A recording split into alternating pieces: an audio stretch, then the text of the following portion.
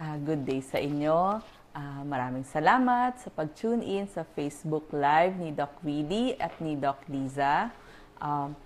Tayo po ay magbibigay ng mga topics para meron kayong matutunan dahil ito pang inyong mga makabayang doktor para turuan kayo sa pang-araw-araw na buhay. Kanina nga nabanggit natin, i-recap ko lang yung sinabi ng ating doctor expert or pulmo or lung expert na si Dr.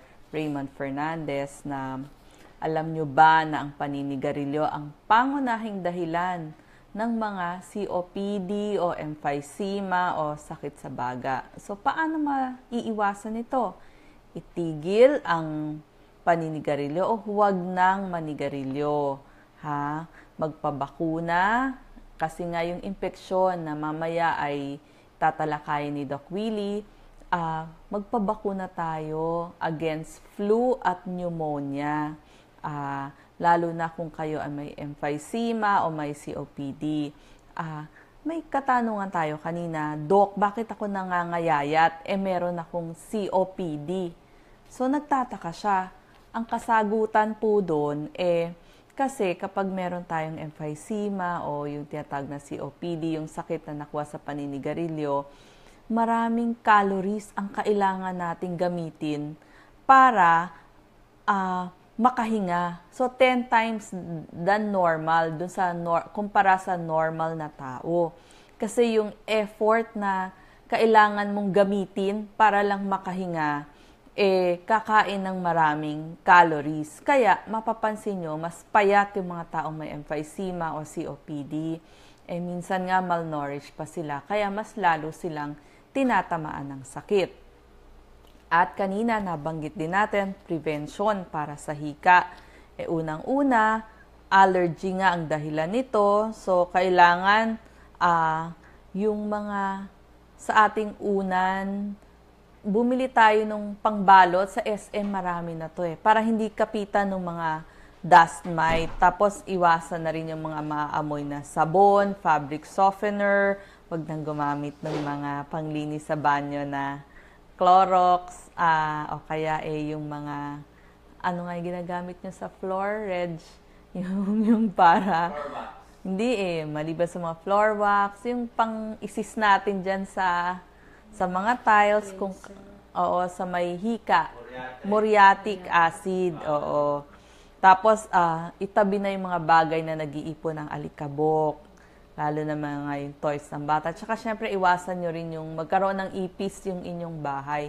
Palagay ko itong mga ipis na to, marami yung dalang mikrobyo At kung meron naman kayong tuberculosis, na marami sa Pilipino, nagkakaroon, lalo na yung mga OFW, doon na nila malalaman sa kanilang trabaho doon sa abroad, para hindi tayo mapauwi, magpatingin tayo palagi. Sino yung mga dapat magpatingin?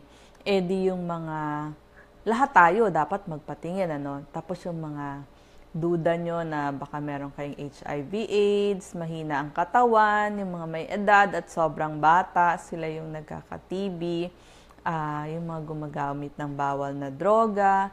Tapos syempre yung mga mahihirap, pagod sa trabaho, yung mga walang tirahan, yung mga gwardya sa kulungan, sila yung nahahawa. So pag ganyan yung mga trabaho ninyo, magpatingin kayo. Tsaka syempre yung mga malnourished, anong nararamdaman kapag nakaramdam kayo ng ubo, pangangayayat, walang gana kumain, pinagpapawisan sa hapon o sa gabi, nilalagnat, tapos may bahid ng dugo dun sa inyong plema, parang napapagod, nahahapo, yan po, baka may sakit tayo sa baga. Ngayon, nakakatulong po yung magnesium, yung pagkain ng mga pagkain, maraming magnesium, para bumuka yung ating mga daanan ng hangin.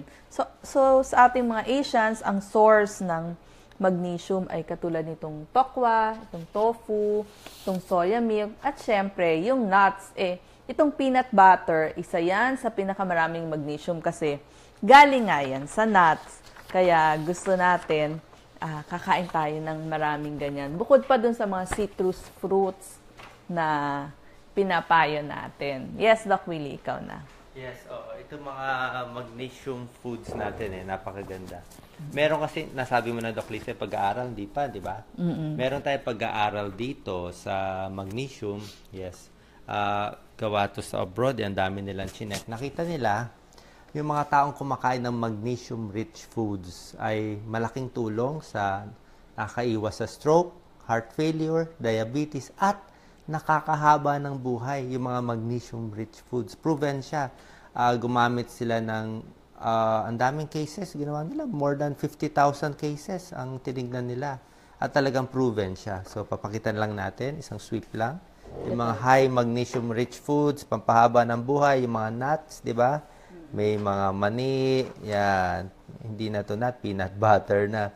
Maganda daw kasi yung magnesium para sa nerves, protein synthesis, blood sugar control, yung neurotransmitter release, tsaka pag-regulate ng blood pressure. May tulong ang magnesium. So, proven siya na maganda.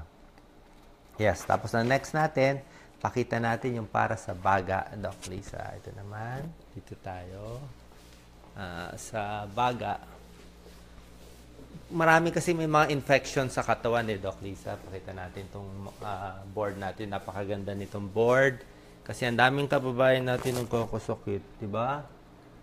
Katulad dito, di ba? Yung iba sasabihin, ayaw maligo, di ba? Hindi naliligo, hindi sila takot sa bakterya. Marami nagsasabi sa akin, alam nyo, Doc Will, hindi ako naliligo, hindi ako naghihilamos, wala akong pake sa bakterya, wala namang gagawin yan sa akin. So, ito yung mga bakterya na nakatago sa buong katawan natin.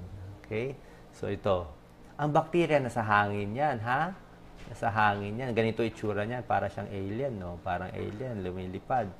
Pag may umubo sa harap mo, umubo, yan, lilipad yung bakterya. Ito ang laman ng bakterya. Yan, ha? Meron siyang mga buntot, flagella, flagellum. May capsule siya dyan, may cell membrane. So, yan yung basic structure ng bakterya natin. Ang bakterya, paano pumapasok sa katawan natin? Yan, no? Pakita, ha? Papasok ang bakterya pag nalanghap mo. Yan, hihinga ka, pasok ang bakterya dito. Pag hinga mo sa bibig, pwede pumasok, pupunta sa baga, sa buong katawan. Pwede rin yung bakterya dumikit sa balat.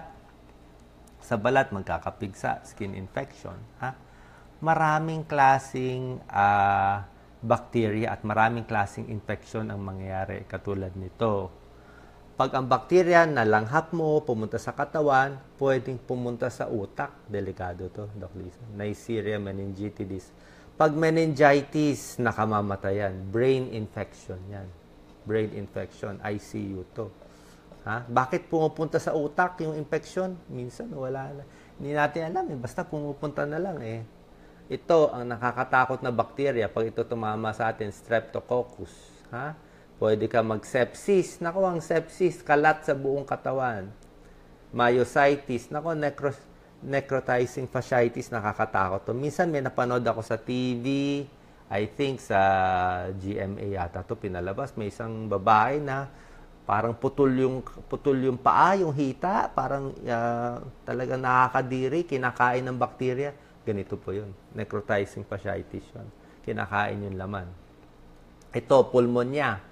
Very common, ha? Nalanghap mo, yung bata, inuubo, pag-ubo, nagka-pulmonya, pneumonia, Streptococcus pneumonia. Sa mga may edad, pneumonia ang nakamamatay. Kita mo sa yung mga nababalita, 'di ba? Sa mga US President, dati si Hillary Clinton, nagka-pneumonia, si Bush, nagka-pneumonia. Pag may edad, si lolo, si lola, delikado ang pneumonia. Ang sabi nga ng mga ibang books, Doc Lisa, ang pneumonia daw, friend of the elderly. Paano magiging friend? Ito ang last na sakit ng pasyente bago mamatay. Bago mamamatay yung tao, kadalasan ang magpapahatak para mamatay yung pasyente ay yung pulmonya. Yan yung ending.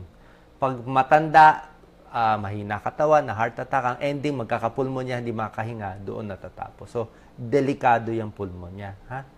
So, pwede tayo magpa-pneumonia vaccine at maliligo lagi. Huwag basta-basta lalapit sa mga inuubo. Ha? Anong tip natin para hindi magka-pulmonya? Hugas kamay. Simple lang. Hugas kamay lang. Ha? killer tong pneumonia. Kala mo pag ganyan-ganyan lang ang bacteria, killer tong mga bacteria eh. Ito ang iniiwasan natin, Staphylococcus aureus, ha? Yan ang pigsa. Pigsa. Yan ang pigsa. So, pwedeng sa pigsa, sa balat, pwede sa pulmonya, pwede rin sa puso. Yan yung Staphylococcus aureus na sa balat natin yan, ha? Sa balat nakikita. E. coli naman, bacteria din yan. Diyan ka magtatae. Mga sirang pagkain, ha? Pwede ka mag-infection, mga UTI, mga kababaihan, nagkaka-UTI, E. coli yan. Nagtatae, E. coli din yan. Maduduming pagkain, bacteria din yan, ha? Salmonella typhi, ito yung typhoid fever. Baka yung pagkain madumi, nasa dumi rin yan ng tao, lumalabas. Papakita lang natin ito. Yan ang sari-saring infection na pwedeng mangyari sa katawan. Paano ba sumisira ang bakterya sa katawan? Papakita natin ito, ha? So, may tatlong paraan kaya sinisira ng bakterya yung katawan natin. Una-una, ito, kita mo, ito yung kulay yellow, ito yung bakterya. Ayan, oh. Meron siyang, naglalabas siya ng mga toxins, eh. Naglalabas ng mga toxins itong mga bakterya. Ayan, oh. Yung toxin, itong mga blue. Ito yung bakterya, itong mga yellow. So, naglalabas siya ng mga toxins at paglabas nito, sinisira niya yung mga cells natin. Tingnan mo yung laman natin. Ito yung normal na laman. Hawakan yung kamay niyo, normal na laman. Pag nabakterya yan, kakainin, maaagnas. Parang naaagnas yung, yung laman. No? Palaki niya na, padami ng padami yan. Parang sinisira niya. Parang pinasabog tong area. Yan, no? Sinira niya. Dahil salbahe siya, naglabas siya ng mga toxins. Ayaw natin papasukin tong bakterya sa katawan. Yan, ha? At sa ngayon, ang nakakatakot dito, sa buong mundo, palakas ng palakas ang bakterya. Maraming bakterya lumalabas na hindi na magagamot ng antibiotic. Palakas ng bakterya, yung antibiotic natin hindi na makahabol, baka matalo tayo dito. Kaya ang tip nga ng World Health Organization, iinom lang ng antibiotic kung kinakailangan. Ha? Kung need uminom ng antibiotic, talagang daming plema, may pulmonya, may tonsils, doon lang iinom ng antibiotic. Bawal na bawal po yung basta na lang, ay masakit katawan ko, inom ako amoxicillin. Bawal yun. Kasi pag iinom kayo lagi ng antibiotic, lalo na mali yung dosis, isang araw lang iinumin, lalong lalakas yung bacteria. Kasi nasasanay siya. Gusto mo lang gamitin yung antibiotic kung kailangan para papatayin mo yung bacteria. Kung di mo naman papatayin maigi, lalakas lang itong mga bakterya sa hangin natin na kumakalat sa paligid natin, matatalo tayo, mauubusan tayo ng gamot. Yan, ha? So, mga bakterya, yan ang first way, tissue damage. So, kita mo, salbahe talaga yan, ha? Pag sa balat o sa utak, yan. Second way na sinisira ng bakterya yung katawan natin, blood clot. So, kita mo, pumasok. Ito, dugo to. Yan, dugo yan. Blood vessel yan, Doc Lisa. Ito, red blood cells natin yan, ha? Kita mo ginawa ng bakterya, naglabas. Nandito yung bakterya sa labas. Naglabas siya ng mga toxin, pasok-pasok. Nako, parang tinalian niya, parang Spider-Man eh. Nilagay niya ng spider web, nag-net. Ano nangyari sa dugo? Namuo. Nagka-blood clot. Pag namuo ang dugo sa loob ng blood vessel, nako, patay tayo dyan. Kasi, yan, ang tawag dyan blood clot, disseminated intravascular coagulation, napakadelikado. Nakamamatay ito. Ha? Ito yung parang sepsis na kumalat na sa dugo. ICU na ang ganitong pasyente. Ang gamutan dito, mahal. Siguro 5,000 a day. Hindi pa makukuha. So, ganyan kasalbahe yung bakterya. So, naglalabas siya ng mga toxin, sinisira ang laman, blood vessels, sisirain niya yung loob ng ugat natin, pati yung dugo natin. At number 3, ipapamanas pa niya tayo. Kita mo, ito yung blood vessel natin, blood vessel yan. Binubutas pa, binutas ng mga toxin. Ito yung bacteria, salbahe, may toxin, binutas yung blood vessel natin. Lumabas ang likido. Yung mga fluids natin sa katawan lumabas. Fluid loss. Pag naubusan tayo ng fluid sa loob ng blood vessel, ano mangyayari? Bagsak ang blood pressure. Kaya yung mga sepsis, bagsak ang blood pressure. Pag bagsak ang blood pressure, pwedeng mamatay ang pasyente. Ang gamutan sa mga sepsis, yung pinakamasama. Pag narinig nyo sepsis, kalat sa buong katawan. Bagong opera, pwede mag-sepsis, nagkikimo. ito may mga operasyon. Bakit ngayon ang tanong, bakit may taong lumalala? Bakit may taong nakakaya naman to? Unang-una, dapat malakas ang katawan mo, tulog, healthy foods, ha? And second, dapat marunong ka umiwas sa bakterya. Iwas ka sa inuubo, iwas ka sa madudumi. At siyempre, maliligo araw-araw, maghihilamos, ha? Maingat sa katawan para kaya natin labanan itong mga bakterya. Tapos, siyempre, mga bakuna. Napakahalaga din ng bakuna. Isa sa bakterya na kinakatakot natin ay yung tuberculosis na dinidiscuss natin, di ba? Yung mga pulmonya, bakterya din yan. Puro sa baga, mga lung infection. So, ito yung pinapakita natin dito. Yan, ha? So, magbibigay tayo ng tips tungkol sa tuberculosis, Doc Lisa. Yan, ha? Isang klaseng bacteria lang yan. Pero ito ang mga sample bacteria sa buong katawan. Yes, lipat tayo, Doc Lisa. Pakidala to isang papel. Okay, babalik tayo dito dahil maraming tatanong ng mga comments nila. Ang ganda ng mga tips ni Dr. Mon Fernandez. Yes. Gusto mo ba pakita yun, Doc Lisa? Yung new board? Next time siguro. Sige, meron kami bagong special. Sige, Doc Lisa. Ay, sabit mo maigi. Wow, ang ganda. So, lagi tayo nag-i-improve. Baka masira. Sa ano lang, Doc Lisa, ilagay. Sa clip lang ilagay. Yan. Papakita natin itong magandang board natin. Sige. Tingnan natin to. Pinakita na ni Doc Lisa eh. Ako na magpapakita. Yan. Ilagay natin sa loob. Very good. Yes. Tingnan mo si Doc Lisa. Tayo ka dyan. Pakita natin. Ito si Doc Lisa. Uy, matangkad daw siya. Matangkad. Ay, ayaw pakita. Pakita mo yung tungtungan mo. Nahiya ka ba? Hindi. Si Doc Lisa matangkad. Matangkad naman siya, 5'2". Pero pakita mo yung tungtungan. Yan may tungtungan. Siya 5'2", ako 5'8". Pero kami sukatan dito ng height eh. Kailangan magsusukat kayo ng height eh. So, na-booking. Hindi, matangkad naman siya. So, ito ang bago namin nabili. Napakaganda, respiratory system. Parang maganda siya sa video, ha? Hirap na hirap kami maghanap nitong mga nice models para maturuan po kayo. Yan, pakita natin, Doc Lisa. This is the lungs natin. Yan. Tinuro natin kanina, ang tamang paghinga. Yes, kukunin ko lang yung pointer. Pakita natin ang hangin, pumapasok sa ilong at sa bibig at pupunta sa katawan. Yes, nagsisimula ang ating respiratory system sa ating ilong or bibig para tayo ay makahinga. Yan, tapos papasok siya sa baga. Dito yes, papasok siya sa baga. Yan, pababa. Pakita mo sa bronchi. Ang ganda ng baga. Kulay blue, Para siyang puno eh. Para siyang puno. Blue and red. Ito yung bronchi, ha? Hihinga kayo. Tuloy-tuloy, ha? Tapos ito, palit ng palit yung mga bronchi. Basta hindi naninigarilyo, maayos yan, ha? Ito yung sinasabi ko sa mga may hika, nagko-contract yan, kaya hindi makahinga. Ito, malinis siya, napakaganda. Bukod sa daanan ng hangin, dito sa kabila, may daanan din ng mga arteries and veins, di ba? Oxygen yan eh. Oxygen yan na sa baga natin. Tapos yung artery, magdadala ng dugo. Yan, kulang pa yan sa oxygen. Didikit yan dito sa dulo ng mga alveoli. Diyan nagpapalit. Oxygen papasok, paglabas carbon dioxide na. Oxygen papasok, paglabas carbon dioxide. Ang ganda. Ito mga bronchus natin. Ha? Kaya ang payo ko sa inyo, huwag maninigarilyo. Iwas sa naninigarilyo, iwas sa nagsisiga, kung pwede wag magsiga. Kasi buong barangay ay hihikain pag may nagsisiga. Minsan ang liwanag-liwanag ng langit tapos may nagsiga, kala mo may sunog.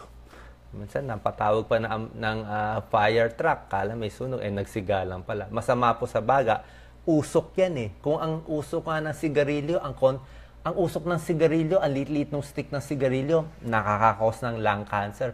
Paano pa yung pollution ng buong barangay, ha? Mas delikado. Yung naggagatong din, di ba, Doc Lisa? Ingat sa paggagatong. So ito, ha? So yan. para makahinga ng maganda, nakita nyo, ang ginagamit ng katawan natin itong diaphragm. Ito sa baba, ha? Ito sa tiyan natin. Diba? Palakihin ang tiyan, huminga. Yan. So, pinupull down niya to para mag-expand yung makahinga ka. At ginagamit din natin, number 1, yung diaphragm. Second, itong mga muscles sa ribs. Kaya nga, pag sobrang busog, di ka makahinga eh. Ikaw, lagi kang busog, di ka makahinga. Kasi aangat dito. Yan, oo. Sobrang busog. Ang daming kinain kanin, di na makahinga. Nabondat. Yes. So, kailangan malakas ang muscles sa chest. Yung mga mahika, may sakit sa baga, papalakasin natin yung muscle natin sa dibdib. Ha? Kasi pag malakas yan, mahahatak niya, kahit sira yung baga, kahit butas yung baga, pipilitin niya bumuka. Ha? Pipilitin. Itong baga na to mabait ito. Hindi ito naninigarilyo. Kita mo, pink eh. Ang mga smoker, ang baga, kulay gray eh. Kulay gray yan. Oh. Pakita natin dito yung lungs. Doc Lisa. Breathing. Breathe in, breathe out. Yes.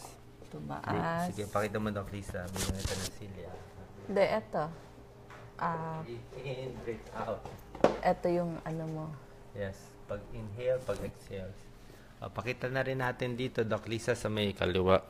Parang maganda itong board natin. Nagugustuhan nila ito. Bagong hanap namin sa buong Maynila.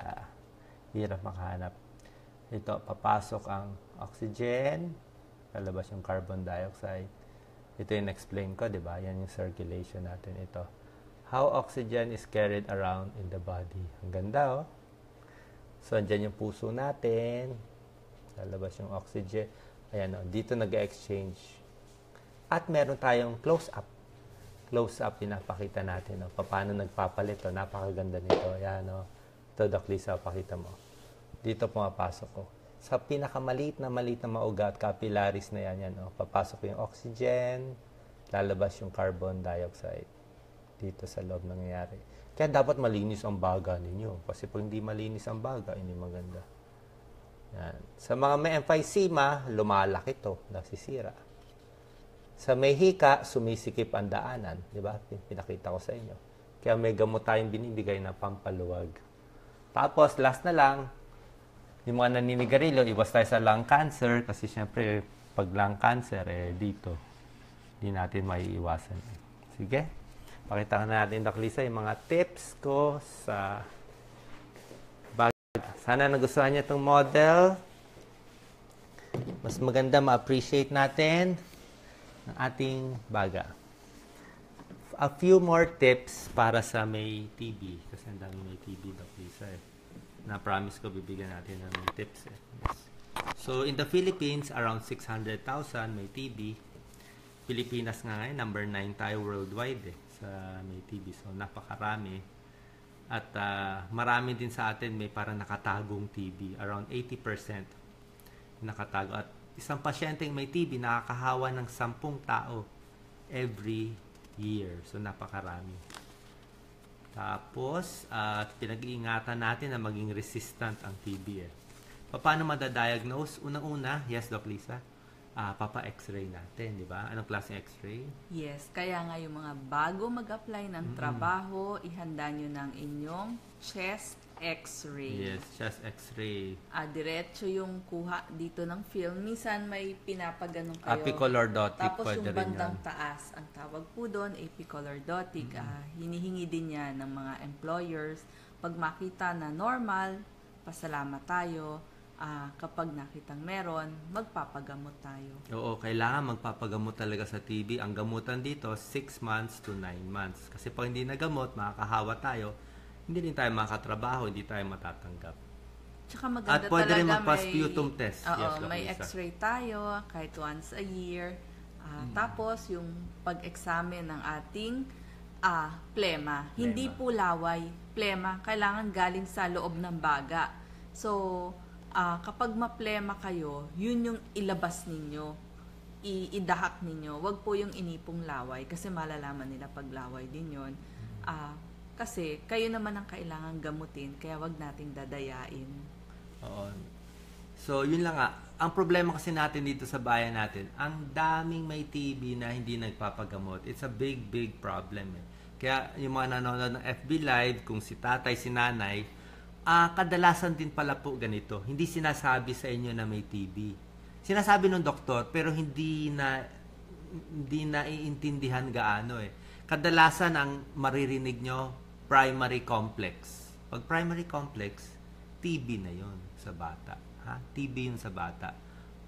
Magagamot naman eh, tsaka hindi nyo naman kasalanan, nagka-TB, di ba? Pangalawa, sasabihin, may spot sa baga. Spot sa baga, TB na rin yun. Kaya may spot sa ibabaw eh. Ang nagtatago ang TB dito sa taas, sa upper part ng lungs. Dito, kasi mas may oxygen dito. So, spot sa baga, TB na yan. Mahina ang baga.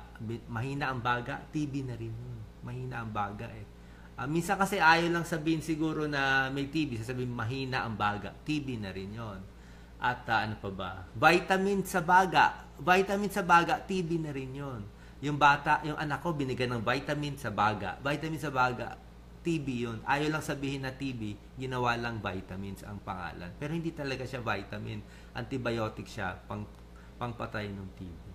Okay? Pag may isang kapamilya kasama sa bahay na may tuberculosis, sana yung buong bahay, yung mga kasama sa bahay, magpa-x-ray na tayo lahat. So, requirement kasi talaga x-ray sa mga nagtatrabaho. Kasi nga, pag may isang pasyente, sa Pilipinas, almost 200 to 600,000 may TB. Napakarami.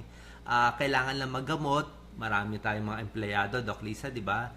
Ginagamot natin sa TB. Ang gamutan, 6 months. Pero pag 2 linggo na sila umiinom ng gamot, pwede na sila magtrabaho. Diba? At marami tayong mga empleyado na may TB na gumaling na tuloy-tuloy yung trabaho. Yes, ipa-leave nyo lang sila ng 2 linggo. 2 weeks, 2 to 3 weeks, at pwede na sila ulit magtrabaho. Okay. So, tayong mga employer, maintindihan din natin yun. Kasi kailangan din nila ng trabaho para may pambili sila ng gamot. Pakita ko lang yung mga symptoms. Ito yung mga symptoms. Pakita ko lang, Doc Lisa. Yan. Symptoms ng tuberculosis. Yan. Merong sputum, may plema. Yan, dito tayo. Sa kabila. Okay. Ito, may sputum, may plema. Minsan naman, namamayat. Diba? Namamayat, may TB din. Weakness, mahina yung katawan. Weight loss, nilalagnat sa hapon. Yan. So, ito yung kadalasang symptoms na may tuberculosis. Yes, please. Yan. So, very common ang TB. At paano ang gamutan? Ito yung gustong-gusto nila malaman. Paano ginagamot ang TB? Siyempre, kailangan uminom ng gamot. Ito early diagnosis. Papacheck up tayo sa doktor. Yung iba yung uminom, huwag matigas ang ulo. Inom ng gamot, 6 months lang. May libre sa health center. Pag hindi talaga kaya sa health center, pwede bilhin yung gamot around 40 pesos in a day. May kamahalan, 40, pero yun ang pinakamura. Pero may libre sa health center. Kung hindi kaya pumila sa health center, bibili. Early contact, yung mga kamag-anak. Kung si tatay may TB, papa-x-ray tayo lahat. Kasi pwede nahawan na niya. Nakakahawa talaga. Kaya wag matigas ang ulo ni tatay. Hindi porke mataba siya, hindi porke matangkad siya, safe na siya. Walang connection yung katabaan at magandang kulay sa pagkakaroon ng TB. Pwede kang overweight, may TB ka rin. Pag nakita sa x-ray, positive yun. Para lumakas, bukod sa pag-inom ng gamot, additional to para mabilis ang pagaling, balanced diet. Ito yung mga tinuturo ni Doc Lisa. Ang cute naman ito, isda, ito, eggs, pampalakas yan, protina, tomato, carrots. Tulog para lumakas. Exercise para lumakas. Huwag naman sobrang exercise. Kita mo, fresh air, ang ganda ng paligid, mahangin. Ayaw natin mausok, ayaw natin sa polluted areas, ayaw natin sa mausok na areas. Yan, So, be happy, relax lang. Tuloy-tuloy ang pag-exercise. At ito ang napakahalaga. Ingat na hindi makahawa ng ibang tao. Yan, Doc Lisa. Pag may TB, inuubo, lalayo tayo 4 feet away or more. Tsaka yung plema, pag naiwan yung plema, let's say naiwan sa lamesa, nahawakan mo, pwede ka mahawa. So, ang taong may TB, habang di pa nagpapagamot, nakakahawa siya sa iba sa loob ng 2 weeks. Pero pag 2 linggo na nakakainom ng gamot, after 2 weeks, hindi na nakakahawa, pero kailangan tapusin pa rin yung gamutan ng 6 months at babalik sa doktor every month para malaman. Ito So, TB treatment, more than 6 months, Ingat tayo kasi dapat tatapusin ng gamot. Pag hindi tinapos ng gamot, poor adherence. Pag hindi mo tinapos yung 6 months, 2 buwan mo lang ininom, lalong lalakas yung TB mo. Magiging multi-drug resistance, lalala yung pasyente at hindi na magagamot. Pag hindi mo tinapos ang gamutan o hindi ka magpagamot, magwa-worse ang symptoms, lalabas yung resistance, lalong mauubos ang pera mo kasi ma-hospital na yung pasyente, hindi na makakatrabaho, at increased probability of death. Maraming namamatay kasi nga hindi ginagamot. Kaya may libre naman sa health center, wala naman nakakahiya eh. Ang daming sa atin may TB. Okay? So yun ang babantayan natin. Sa pag-inom ng gamot, ito yung 4 na gamot na binibigay kadalasan. Kailangan doktor lang magbibigay nito. Combine din in one INH, rifampicin, PCA, at ethambutol. Yan ang babantayan natin. Sige, tingnan natin nila, Doc Lisa. Ang ganda ba ng board namin sa likod? Ayan, bagay na sa likod. Yan. Any final questions? Thank you daw, Marilu, Oliva, Agnes. Yan, marami daw sila natututunan. Yes, Kung nagkaka-TB daw ba yung natuyuan ng pawis sa likod? Hindi po. Walang kasi connection. Bacteria nga po yun Bacteria. Pag may umubo, may dumura, at palagi kayong kasama dun sa bahay, mahahawa kayo. Ang sinasabi lang, pag naulan na, napagod, napuyat, mas mahina yung resistance, mas tatamaan ka ng mga infection. Yun ang ibig sabihin doon. Pero hindi yung dahil na nabasa ka. Natuyuan ka lang ng pawis. Oo, natuyuan ka. Tapos malamang kasama sa bahay o sa trabaho. Yan so sa lahat na may TB, yan ang goal natin kasi napakaraming Pilipino may TB at kailangan magamot natin sila. Kasi nga, ang slogan natin ay health is wealth. Health is wealth. Pag walang kalusugan, walang kayamanan. Kung gusto natin yumaman, gamutin natin ang ating sarili, manood tayo ng FB Live, libre ang FB Live, libre ang payo natin, libre din ang pag-share. So, pag masishare nyo to, marami tayong maaabot ng mga Pilipino, Tagalog ang salita natin, Pilipino tayo, para mapagamot natin at gumaling ang Pilipino. Kasi health is wealth. Kahit anong yaman mo, kahit anong dami makuha mong tax, bali wala kasi may sakit naman, mauubos lang sa pagpapagamot. Mauubos sa pagpapagamot. Napaka-mahal magkasakit ngayon. Kaya health is wealth. Gamutin ang TB, gamutin ang sakit sa baga, hugas kamay lang, sabon lang, mura lang. Pampaganda is sabon lang sa muka, hilamos, hugas kamay, at respect sa ibang tao na inuubo para hindi tayo makahawa ng iba. Yes, Doc Lisa. Yes, yung mga na-late daw, sayang di napanood. Pwede nyo Oo, po panoorin replay ulit. At saka may tip pa pala ako sa inyo. Yung iba daw, sabi nila, mahina internet nila, di ba? Kung mahina internet, pwede nyo intayin kung kailan kayo may malakas na internet. Pwede nyo i-download. Pwede nyo i-download itong mga videos namin. May button yan sa cellphone nyo. I-press nyo yung video, meron doon nakasulat doon, download. May button doon. I-download nyo to, siguro baka 10-20 minutes. Pag na-download nyo yung video namin, kahit wala kayong internet, mapapanood nyo na anytime, paulit-ulit, kasi nasa cellphone mo na yung video namin. Ina-allow ko po kayo. May button dito nakasulat. Allow ba people to get your video? Yes, libre. Allow ba i-share ang tips? Yes, libre. May bawal ba may copyright? Walang copyright. Libre para sa bahay. Lahat libre. Pag kami lahat libre. Okay? Yes. So, sana maraming salamat sa mga nag-share. Gusto nila libre, lahat libre. Pero itong mga gamot natin sa asthma, hindi libre, mahal. So, yan yung goal natin. One day, maayos natin yung cheap meds bill. Kailangan ayusin yung cheap medicines bill kasi hindi siya cheap meds Expensive meds pa siya ngayon. 800 pesos ang pinakamura sa hika na inhaler. Sobra naman mahal yun. At least 300 para sa Pilipino. Para mabuhay ang ating kababayan. God bless po. Sana nakatulong kami today. Salamat sa pag-share. Sa ulit, marami pa tayong mga extra Facebook Live para sa inyo. God bless po.